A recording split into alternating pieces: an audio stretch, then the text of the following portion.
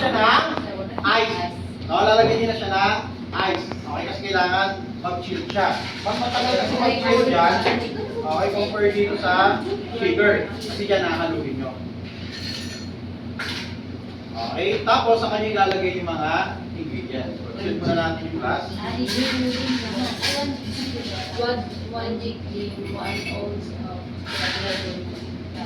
garnish. Dry po? Garnish with oil. Garnish with oil. Okay, so 1 jigger of gin. Okay, always naman na 1 jigger yung base ingredients natin.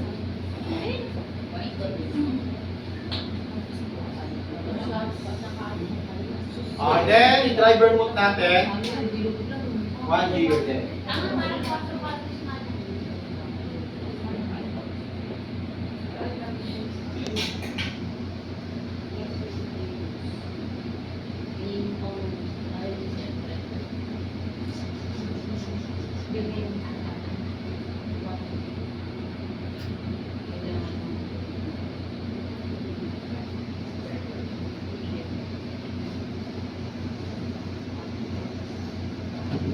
Okay, then saka natin siya i-stir.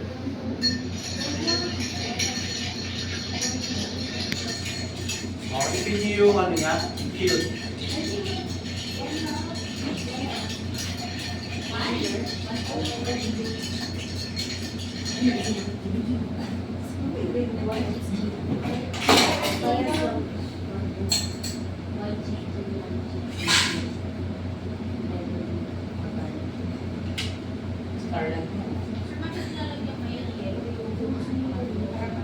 Sinichill po natin. O yung glass. Para yung lamig niya, hindi i-absorb ng glass. O, ma-maintain lang. Kasi ang cocktail, di masarap inumin.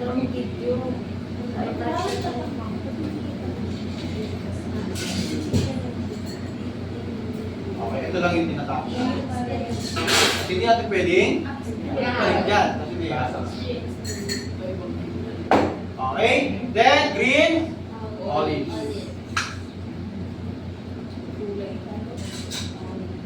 So, pwede tayo gumamit nung Si Apple daw titikip. Ayun. Wala siya. Pinatikin mo yan, sir, pati yan nakainin din. oh, para siyang ano kasi mag-complement siya dun sa lasa ng cocktail. Hirap pa, pwede mo po sa amin. Kinakamay na lang namin. Ilagay mo fish. Sige, sir, kamay mo na yan. Sila naman nakikitin yan, di kami. Boba, sarap-sarap naman yan, sir. Ay, may alat. May alat daw, sir. Dito to yung kamay. Pag ininom siya, para lang yung tequila. Pag ininom nyo, parang ganun siya. Di ba may lemon? Yes.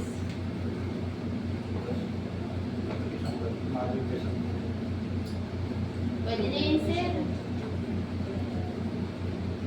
Okay, pwede siya nakaganyan. Pwede siya nakalubog-lubog sa... Actually, dapat to dalawa. Ha? Dalawa yan.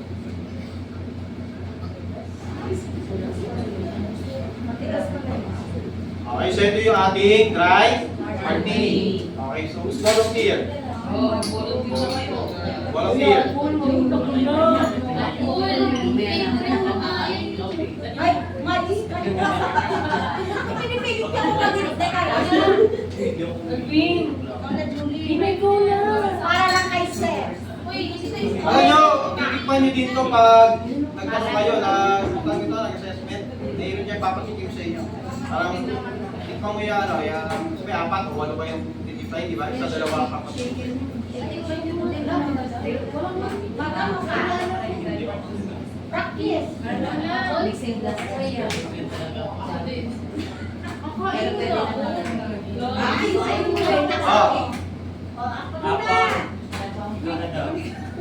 Wala, ayaw? Tatapon ko naman ko ayaw. Sir, amoy na lang, sir. Ay, huwag niyo sayangin yung timpla ni Sir. O, ayos Hindi, na. pwede naman tinapon. Wala.